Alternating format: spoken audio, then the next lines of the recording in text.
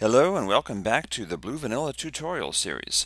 Today I'm going to sit down and try to show you how to set up a server. Blue Vanilla is a wonderful single player experience, but we actually have the ability to do servers. So the first thing you do is you go to minecraft.net/download and you grab your minecraft_server.jar. So let's save that. And it's right there. I'm going to pop that in a folder. I've got a folder here I've already called BV server, so I'll just put it there and I'm going to run it. And that should set up a whole bunch of folders.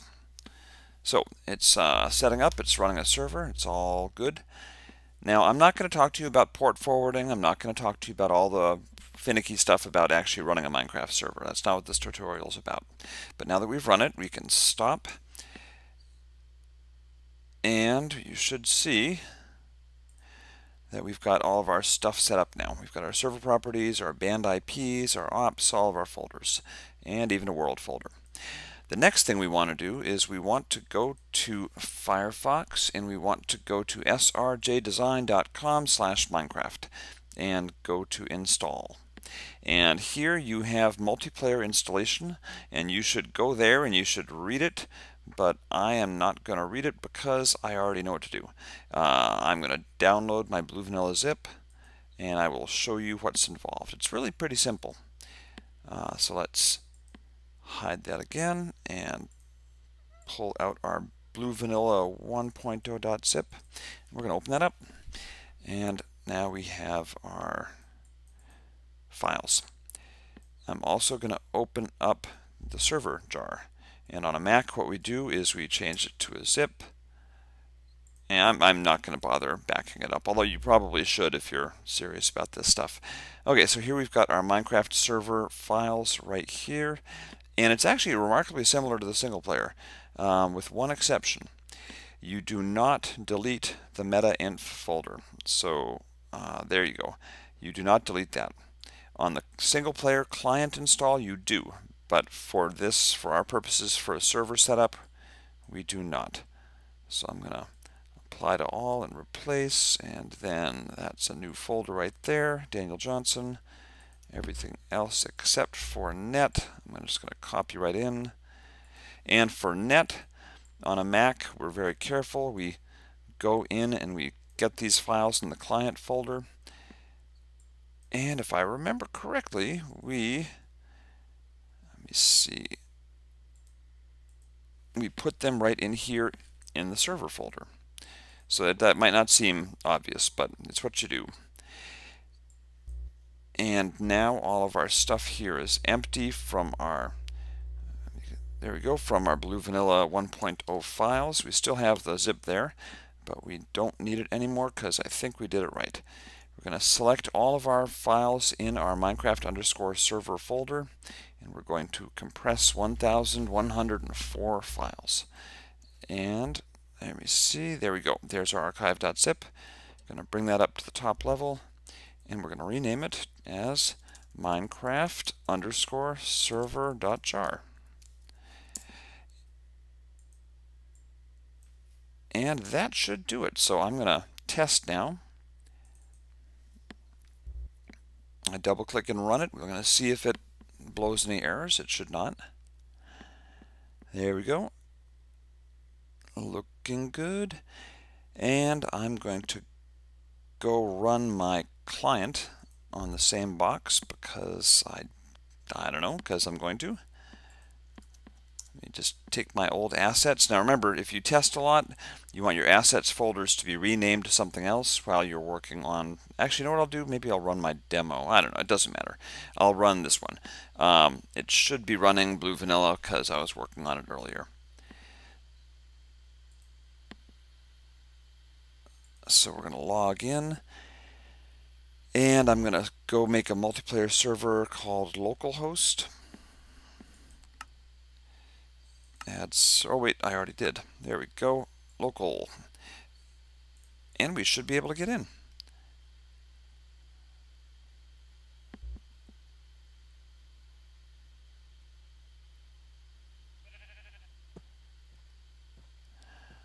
look at that, and I am on a multiplayer server, and it says assets from www.srjdesign.com/minecraft. Oh, come back here, /minecraft/blue vanilla/assets.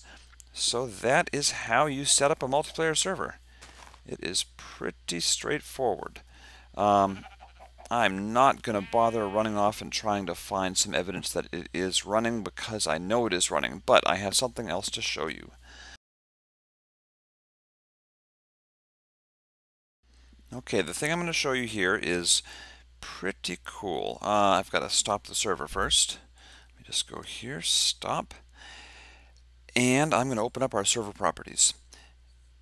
And I am going to paste something into it, but I will read it out to you. It's blue-vanilla-assets-root. So right down here, blue vanilla assets root equals, and then a URL. So this happens to be http://yoursite.net. That's just dummy data. I'm going to change it. I'm going to change it to srjdesign.com/minecraft/blue beacons/assets. And I believe that's what I called my my test assets that I was setting up to see if I could get this to run. But we will start up the server and see if it works. If it does, then it will be pulling from the blue beacons folder, and it looks good. It did not give me an error. So now we can go in. I'm going to actually quit my Firefox because it's a terrible program, or at least it's a bit of a memory hog. Let me run in Minecraft, and I'm going to start a new world, and we will see what the blue beacons folder will give us. It's actually kind of a silly thing. I don't think anyone would ever really use it, but you never know. Maybe you will. So actually, yeah, I'll go into multiplayer, and I'll go into local. And because I already went in here and already loaded up part of the world, then the stuff that I have now from my blue beacons asset, and if you see the assets provided from srjdesign.com/minecraft/blue beacons/assets, I'm talking too fast, aren't I? Well, all those assets, all the stuff in the world here that's already been generated will not be replaced. Oh, but I've got my placement notifications on, so you can see that it says place structure beacons at -130, 150. And I'm just going to wander because I will be able to find out quite readily where the structures are, because if you haven't guessed, well, they've got beacons on top of them. So let's just, oh, I see one up on the hill there. Let's go over there. Excuse me, squiddies. And I will show you what is in our blue beacons structures. I don't think these structures will ever actually make it into blue vanilla. These are special, and you'll see why. The beauty of this is that you can set up a server, and then if you are clever and have clever people working with you, you can set up your whole own set of assets, and you can put them on a website, and you can use them, and you can tell other people how awesome they are, and they can use them. And there we go. Here's our blue beacon. Free stuff for needy adventurers. So all kinds of ridiculous goodies. Basically, this blue beacons is designed to be somewhat ridiculous and overpowered, and give you way more stuff than you need. So we've got a beacon under there, and it happens to have 1,000,000 diamond blocks underneath it, so I can give myself strength or jump boost or whatever I want. And then we have superpowers now.